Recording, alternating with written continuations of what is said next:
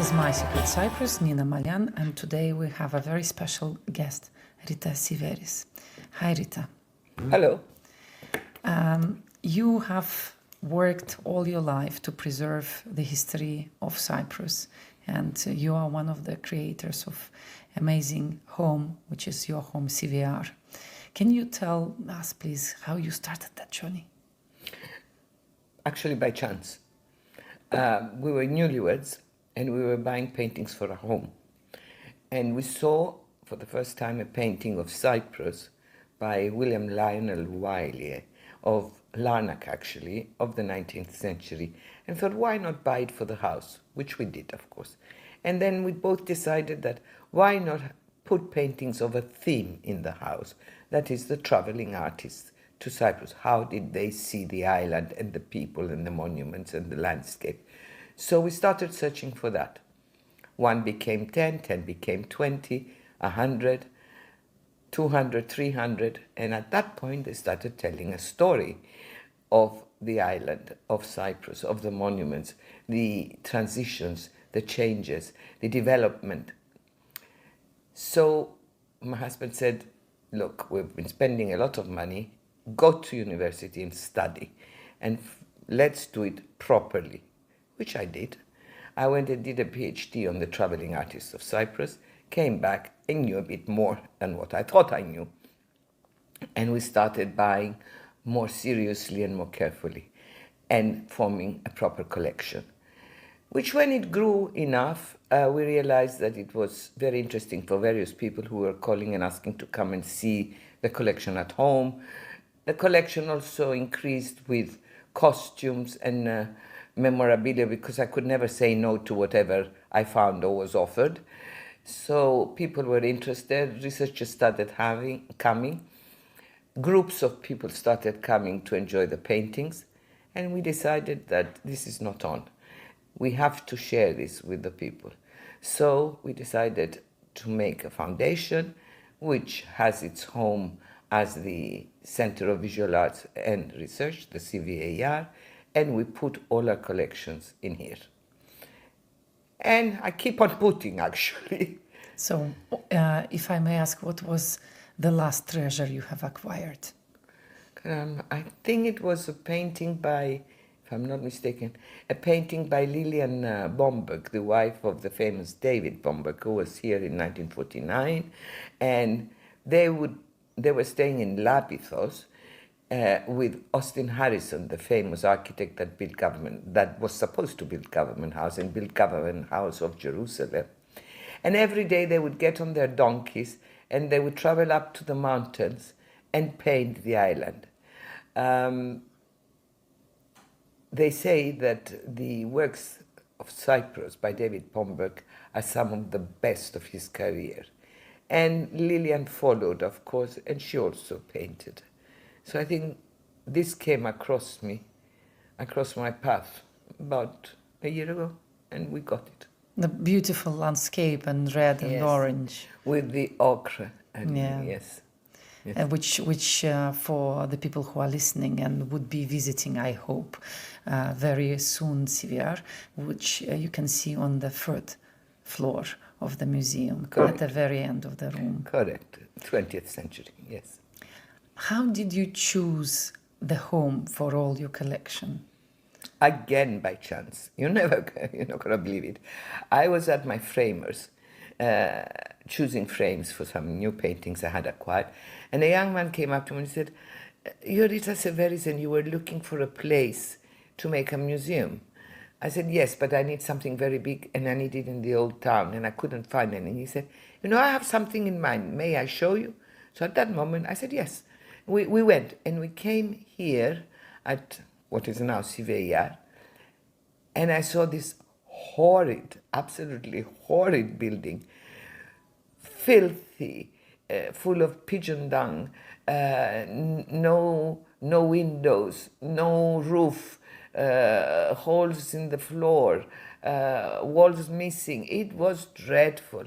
I thought, oh my God, but it was huge. So, it takes vision. So I sort of stood there in the middle of it. I looked around and I thought it could be made into something. It was once upon a time, in the 19th century, this place was an Ottoman Han. And in 1953, it was bought by a Greek family. The Han was demolished, and they built in its place a flour mill, 4-floor flour mill, which was abandoned in the 1990s.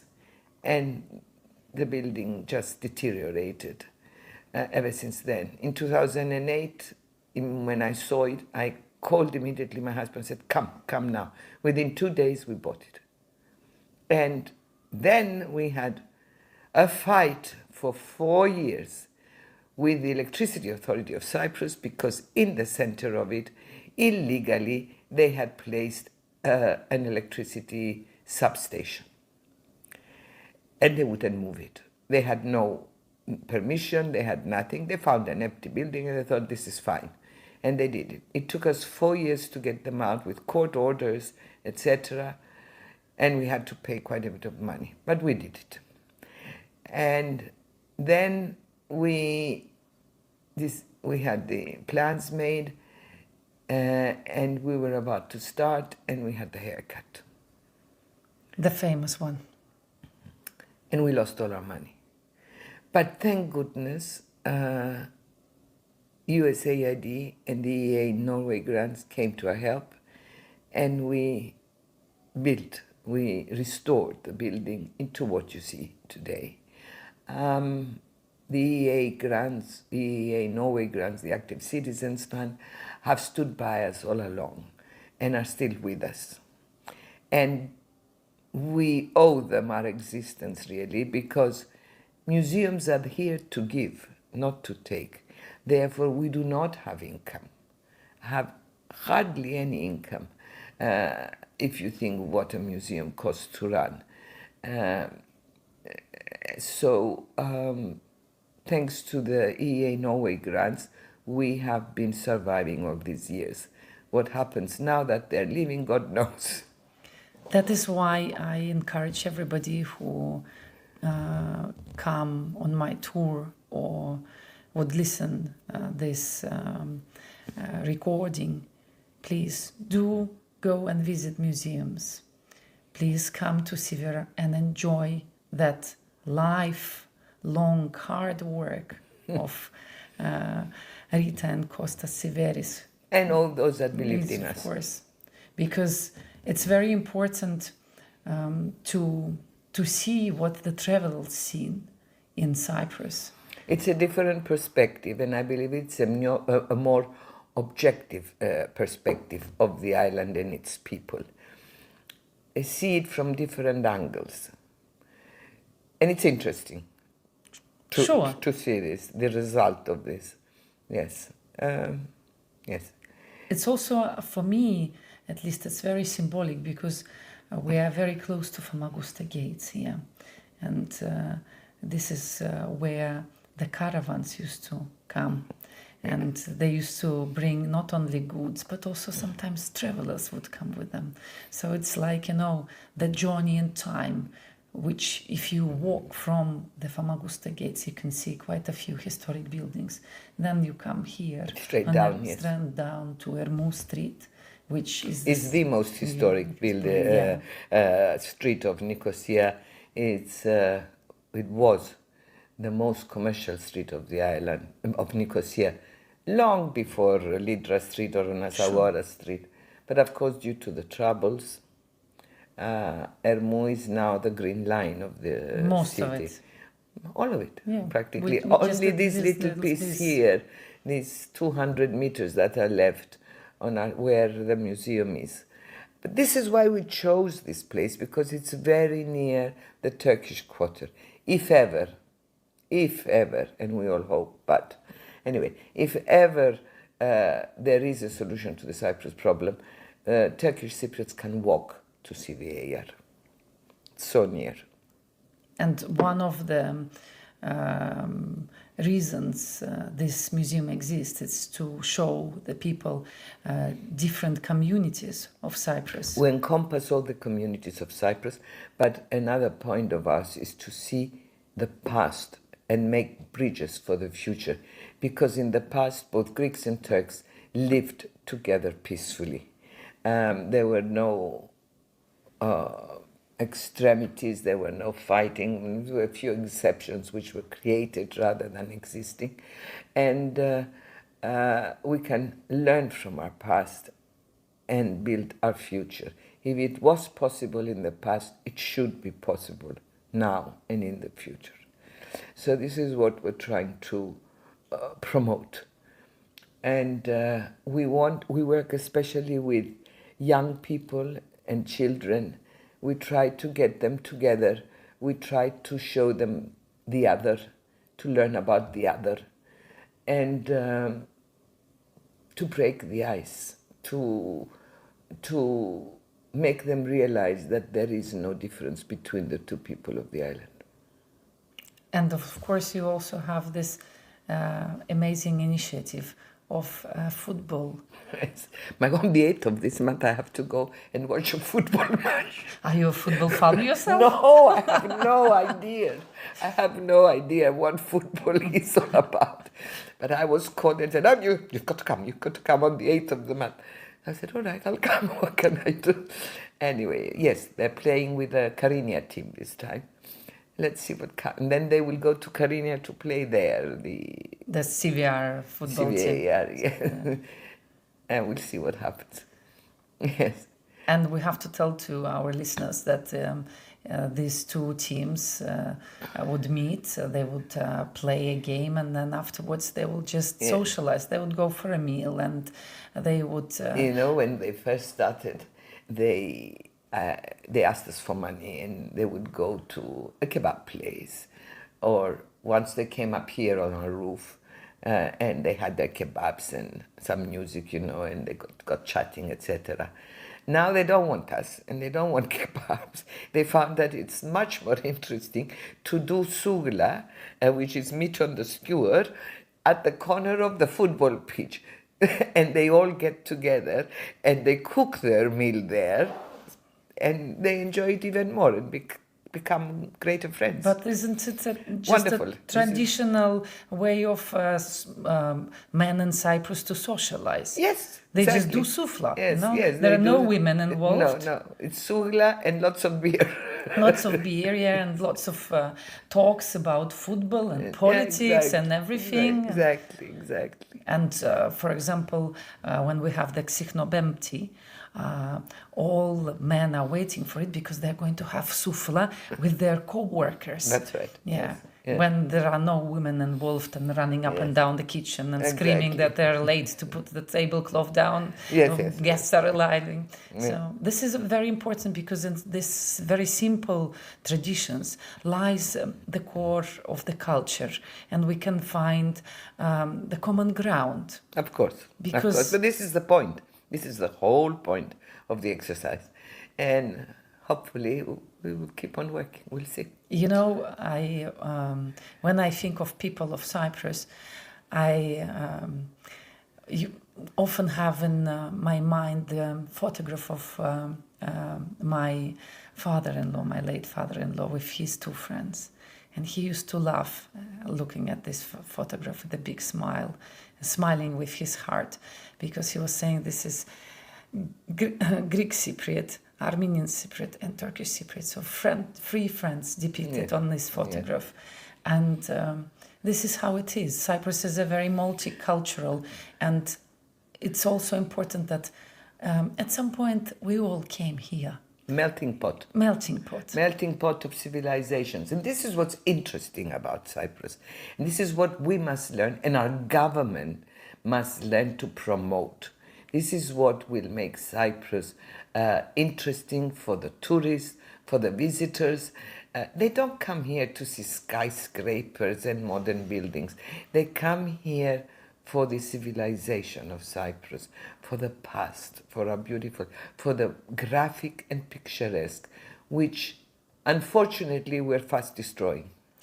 I fully agree with you, and I spoke to a gentleman who has a Peruchos souvlaki shop in Larnaca, which he have bought from the original owner, Mr. Peruccius, who was very, very famous because he had a pipe and he was smoking it while all the smoke from the cheftaliers and Souflakia.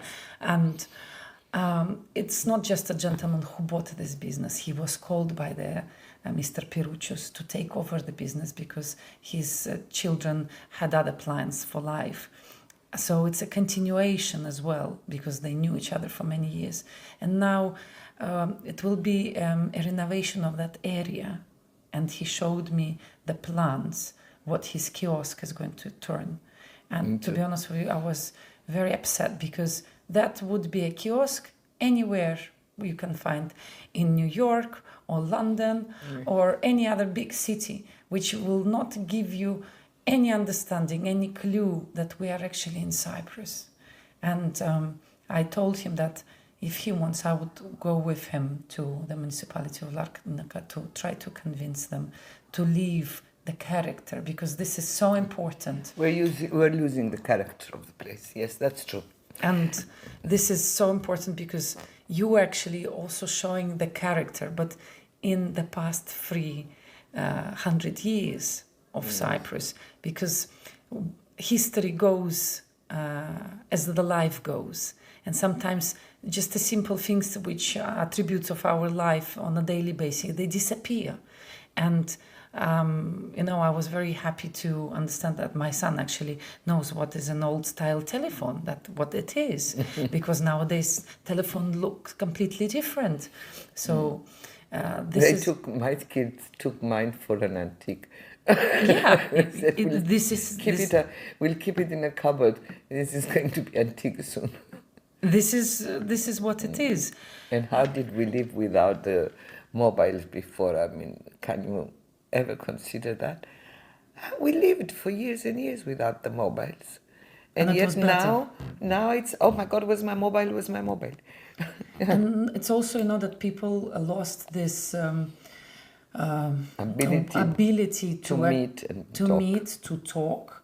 And not only that, when you call somebody, you expect them to answer straight away. But the person might be busy. The person might be at work, sleeping, or just left the phone in another room. And we became so hooked on those maniacs. I would say not a very good for a human being technologies. Machines ruling. Yeah, and we don't see the emotions anymore. We don't enjoy. And this is what you can see when you come here. You can see that emotions through the paintings, through memorabilia. You can see what we try is to not, when people come, not to enter a museum per se, but to enter home, to enter a place where they can identify with things, where things will wake up their own memories of the past, where they can associate. And this is why we also have those storerooms at the end of each exhibition room, half open, a bit untidy, purposely, to create an intimacy between the visitor and us. We don't want them to feel afraid when they're walking into a museum of, my God, it's a museum, not touch, don't do this, don't do that, be very careful. Yes, of course you don't touch them. But we want to create this intimacy and this friendliness and this identification with items. And it works. Very often when I give tours, people say, oh yes, I remember these scarves, my grandmother used to wear them. Or, oh yes, I have charikia from the time that grandmother used to go to the hammam. And, they remember things. The embroideries. My mother still stitches this way, etc. But this is what we want. We want them to identify. We want them to feel at home. We want them to feel that they live in Cyprus. And to be connected, I would say reconnected with their own culture. I can say that even a foreigner, because many things were very similar in the past. even the foreigner would remember. Let's say, for example, we have this beautiful collection of hats, the ladies' Yes, hats, you know. yes. I'm sure that quite a few ladies would remember their grannies, you know. Of course. Or Or the gloves, gloves. for example, Yes. you know. So it brings you that warm memories when you can associate yourself with the item, which actually brings a memory of your grandma, and it all becomes alive. Exactly. And you just said it's a home, and when I talk about your home, I do say that as a museum, in order for people to understand what it represents. But it is definitely home, and I always recommend people with children to visit, because here a child is not going to be bored by being dragged by parents and just looking at items behind the glass, and they can actually interact. They can see. That's true. We give a lot of emphasis to children. This is why we have educational programs free of charge every day for schools, and children visit. We have the highest visitations of all museums in Cyprus. We have children in the thousands every year.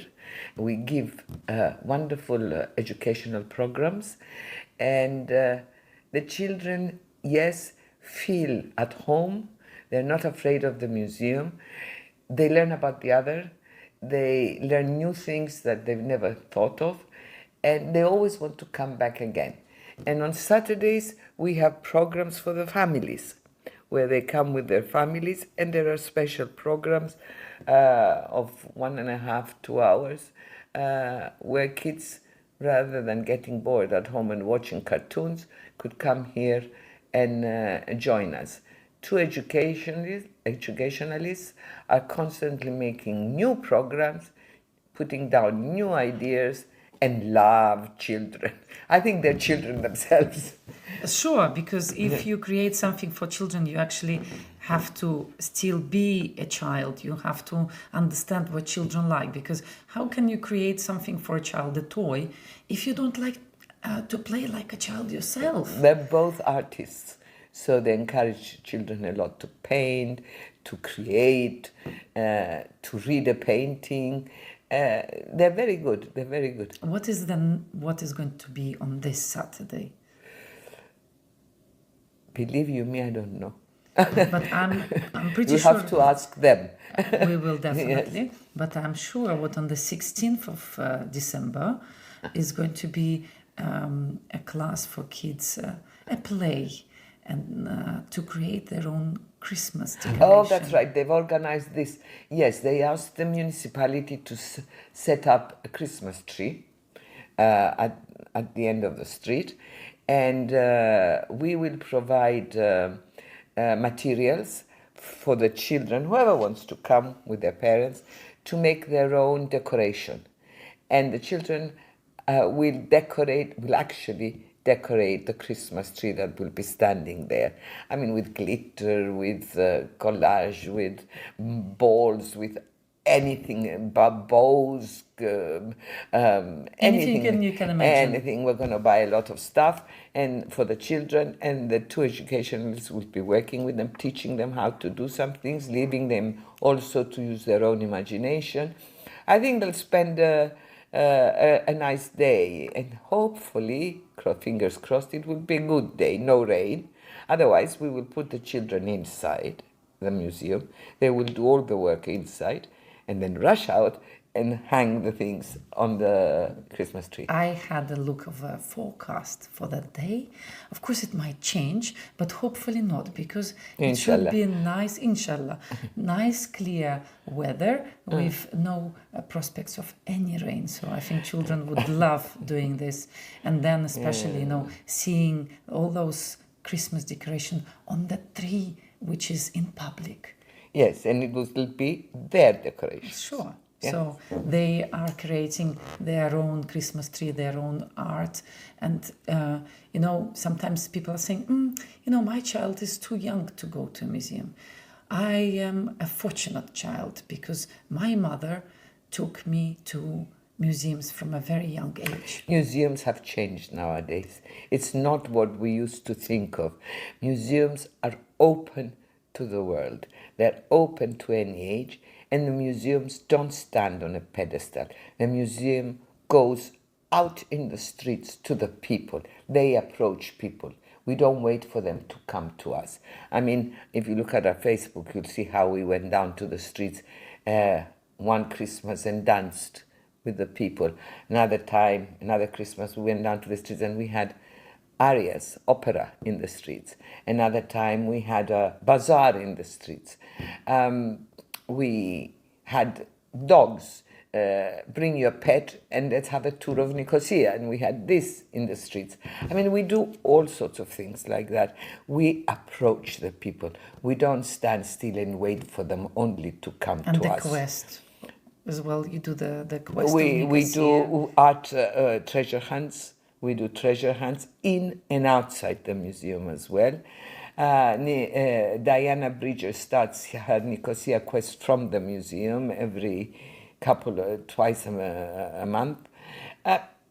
We don't only work with what is in the museum, but we have concerts, we have lectures, amazing lectures. We have theater, we have treasure hunts in the museum, all sorts of things. We have exhibitions, ceramics, modern art, contemporary art, photographic exhibitions, anything. We are open to anything as long as it has to do with Cypriot culture, in and out of the museum. We feel that we have to encompass everybody. I mean, even migrants, everything.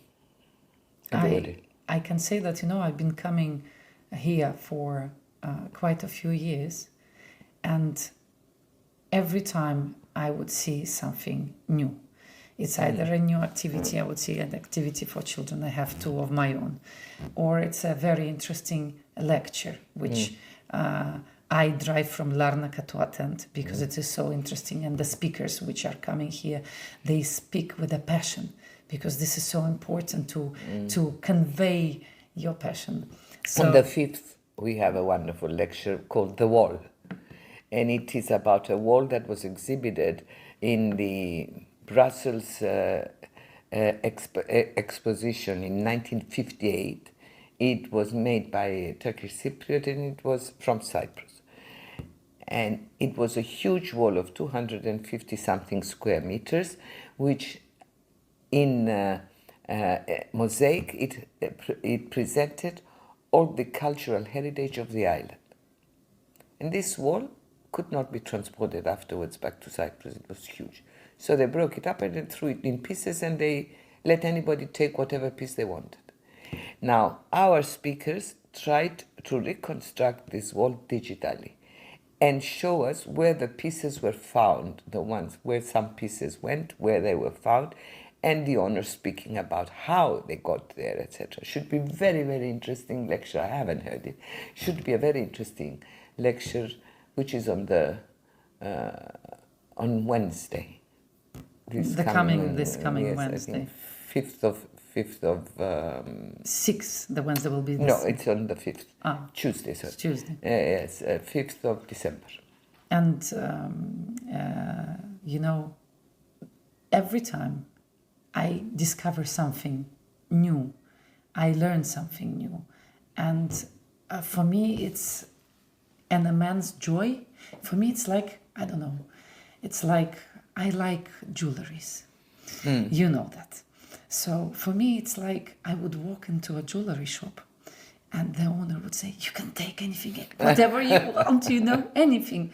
And this is what that feeling I get, that I get this treasure of knowledge. And even you come not to a new lecture or a concert, amazing events you hold, or an exhibition, just the paintings which have been there on the same places for a quite long time.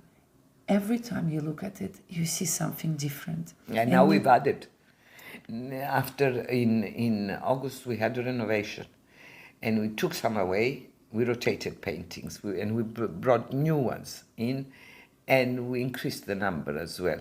So, and we also created more scenes in the museum, the 19th century home, the hygiene, the medical, all these did not exist before. So it's a chance for people to revisit and see some new stuff in the museum. Yeah, exactly, because it will be, every time it will be a different place, I would say. You are different, giving you a different perspective of the island and its people and the way they lived and how they celebrated and what difficulties they had.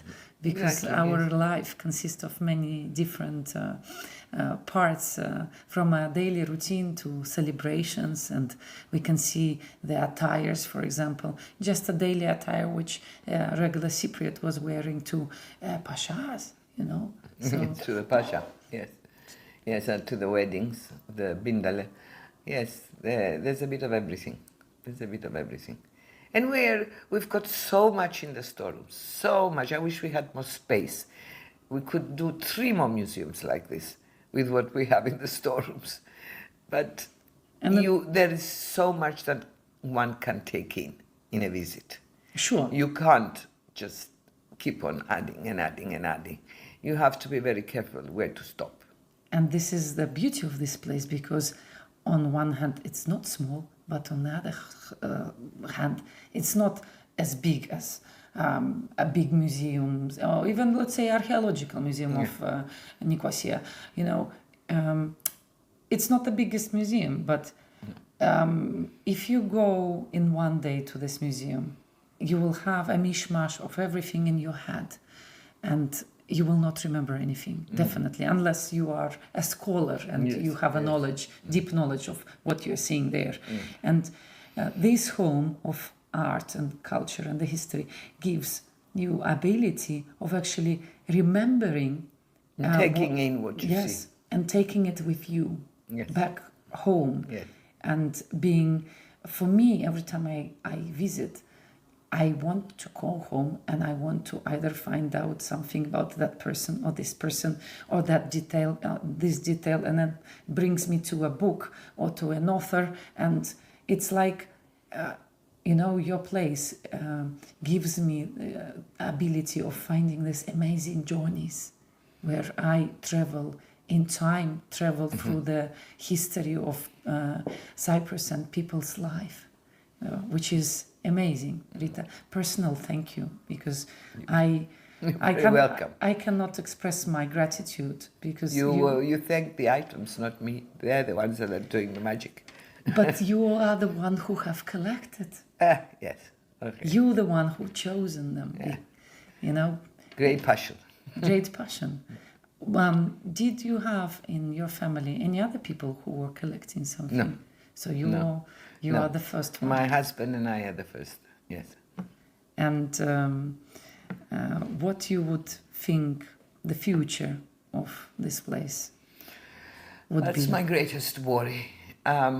One of my children, I think, is interested, but he lives abroad, and he wouldn't be able to run it from abroad.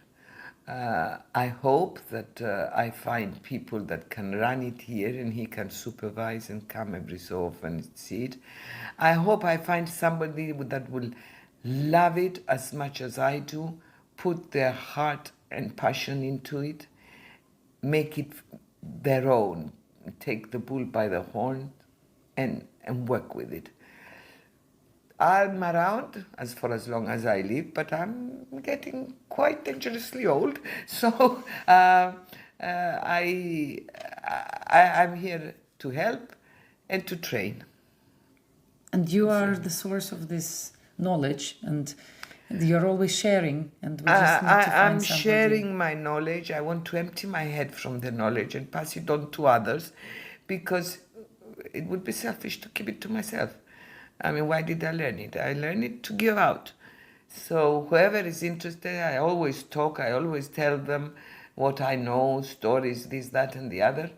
And I hope that the people that are working here will show interest to learn more. And my children as well. But as I said, they live abroad, it's very difficult. And sometimes, even nowadays, we think we can fly and it's fast, but you need to be on the spot. You need to be on top of things. And this museum has to carry on as a private museum. I cannot pass it on to the government. I don't feel safe that there will be people that work from 9 to 5 loving it and caring for it as much as we do here. True. So it either has to continue as a private museum or it has to shut down. I believe that you will find a person who will Inshallah. Inshallah, as we say in Cyprus. Inshallah, yes. Who will be as passionate about the museum as you and would love everything which is in, not as items, as a storytellers to people. Because I have asked you, what is your favorite painting? And you answered me that you cannot choose in between your children who is your favorite. And this is, every single item is a child of yours. It is. Which I think and you I adopted. remember the story of each one, how I bought it, where from, how it got to the museum. The people I met in order to acquire this, because it's not only going to auctions and shops and buying. And most of the stuff came from private individuals, the descendants of high commissioners, of civil servants in Cyprus that now are very, very elderly, were very, very elderly and lived in England. And for years I used to go around and find them and visit them and say, do you have anything left from Cyprus? Would you be willing to part with it? Can we take it back to the island? And a lot of them were very, very happy to return stuff. Some of them said, no, dear, it's too close to my heart. I want to keep it. Fine. Maybe you can share maybe some funny story of finding and bringing back to Cyprus a painting or a memorabilia, something which made you laugh. Oh God, what made me laugh? I can tell you what made my husband very angry. That is interesting too. That was an auction. I think it was in Germany, if I'm not mistaken. And my computer had crashed. Every night I get notifications of what's being sold about Cyprus all over the world. But my computer had crashed for 2 or 3 days. I couldn't get anything. And when it finally was fixed, I saw that there was a painting of Famagusta being sold in Germany. But of course I didn't have time to write and say, send me a photograph, condition, blah, blah, blah. So I called Costas up and I said, look, there's a painting of Famagusta. It's going on in a few hours. What do I do? Do I bid? I haven't seen it. I don't know what it is. It's a description of Famagusta. He said, well, how much is it? I said, it's 500 to 600 pounds. He said, bid. It's all right. So I called the auctioneer and I connected to bid by phone. My turn, 500, 600, 700, 800, 1,000, 1,500, 2,000, 2,500. It was going on and on and on. And I reached something like 5,000. I thought, who the hell wants this painting? Who's bidding against me? It must be fantastic. Because Cyprus, who cares about Cyprus in Germany? Finally, I got it for 5,000. Had to pay, I think, 600 pounds for it to come to Cyprus, packaging and sending. And a couple of weeks later, a box arrived at Costas' office, my husband's office. He said, come and take the box on your way home. It's your painting. I said, all right. So I took the box. I went home first. I opened it. And there was this painting, which I thought, you can't be serious. Totally modern, white with a few lines on it, incised, not even different color. The back it said Famagusta, 1967, and the signature of the artist. I thought, which way up do you hold it? This way, that way? I couldn't figure out. This was nothing to do with Famagusta. But it wasn't a mistake, it said Famagusta. I thought, oh my God, this is the time that my husband will kill me. So I took it quickly and I hid it in a storeroom in the house and hoped that Costas wouldn't remember. Comes home, where's the painting? Let's have a look at the... I said, oh, Costas, look, I'm so tired. I put it in the storeroom. Don't ask for me to bring it down now. And it's quite heavy. Leave it another time. He said, okay. How much did you pay for it? Oh, I don't remember. How could I tell? Anyway, few weeks went by. You know that painting I bought from Germany? The bill came, 5,000 plus VAT plus. I said, yes, it's a very important artist. Hey, Hade, bring it. Let's have a look at it. Oh, Costa, I'm tired. I'm in the store. Leave me alone now. If you want, you go find it. Because I knew he wouldn't. Third time round, again, I got away with it. And then we were setting up the museum. And I thought, all right, this is the time. He'll be so happy with setting the museum set up that he's not going to scream at me. So when we were doing the third floor, I took the painting and I put it on the wall. And I thought, God help us. He came to see how we set up the museum after work. He was walking around, oh, we've done an excellent job, oh, I'm so hard, darling, you remember this, darling, you remember that, oh, I remember how we bought this, blah, blah, blah. Gets to the third, what on earth is that? I said, well, what are you talking about? That white plaster on the wall. Remember the painting in Germany? I said, yes. I remember the 5,000. I said, well, that's the 5,000. He said, I'll take it and put it through your head and you can walk around it having as a collar. I said, oh my God, get that thing off the wall. I said, no, it's a very famous artist. You know, we can't take it off the wall. It's another aspect of Cyprus. He said, this Cyprus, I would leave the island. Anyway, painting is still hanging on the wall. Yeah, and you know, this is part of it, because it's not only memories of those people who passed through and they were artists and they have created. It's your personal memories attached to every single item, which is your baby. Yeah. Yes. There are so many stories I can't. Doesn't come.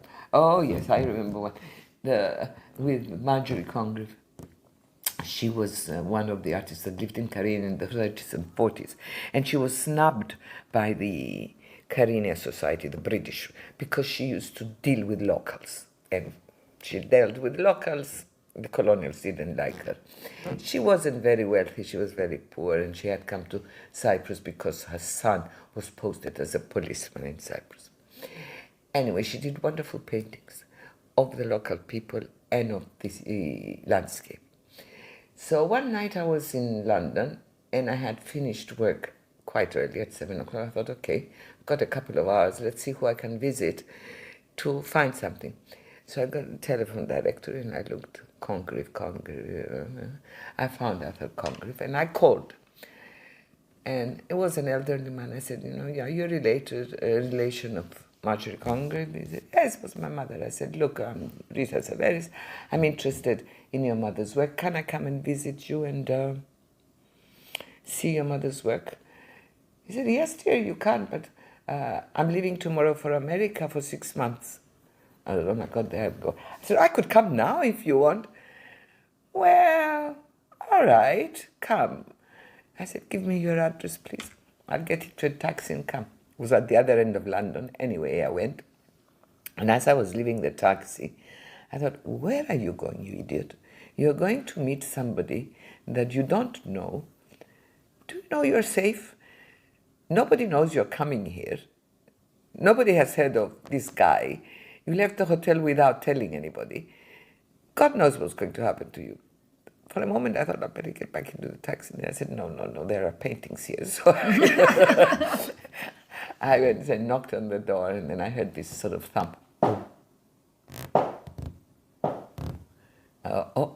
What's this? Thump, thump, thump. I started really getting worried. I thought, Rita, you're stupid. You're really stupid. Anyway, the door opens, and there was this short, fat man with one leg and a stump. I thought, all right, I can handle this. Poor man. He was very sweet. He let me in. He was staying in a very small flat, quite untidy, living alone, and elderly.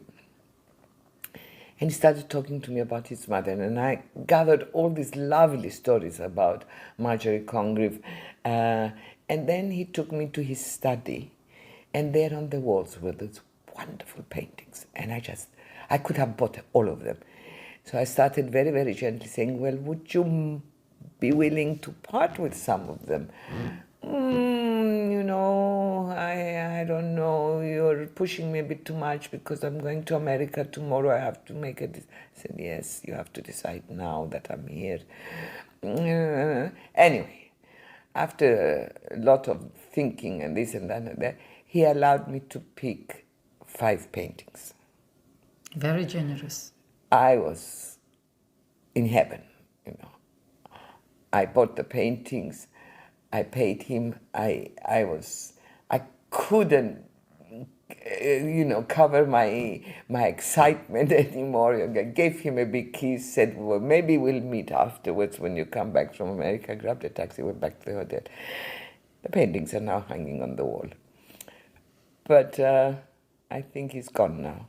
He's very elderly. He's probably gone. Arthur Congreve must have died now. But I heard so many stories about his mother, her nickname was Igaduru, the donkey woman, because she loved donkeys.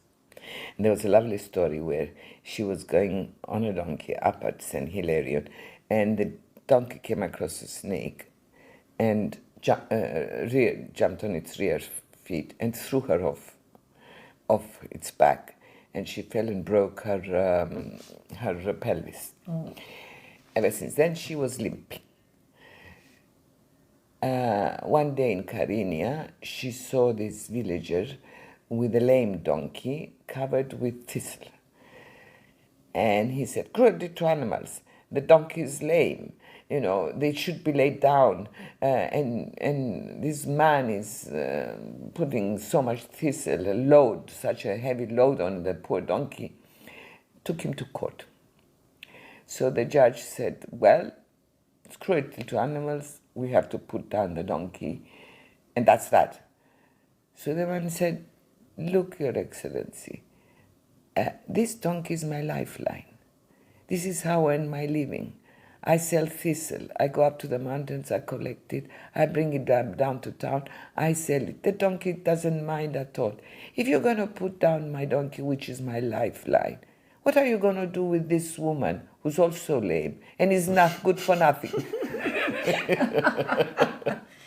Oh, Rita, I think maybe you should have evenings, if you wish so, here, and you should tell those stories. Well, we're preparing a surprise for our friends. We're going to have a podcast. Oh, excellent. Wow. And we will tell stories like this. Amazing. And what's a great news. Yeah, we're trying now the first one out soon. Funny stories about Karinia. And then funny stories about this painting or that painting or piece of cloth or anything. And again, you are going to go... emptying my head. Emptying your head. And you are going to tell the stories, and that can be heard in any part of the world. Yeah. It's amazing, Rita. Thank you so much for all your time, which you have dedicated to create this amazing home, and for the time today Thank you. You're most welcome. It was my pleasure. And I would like to ask everybody, if you are in Cyprus, please find the time to come to Nicosia and visit this amazing place. I will leave the details of the address and the location underneath the post with this program.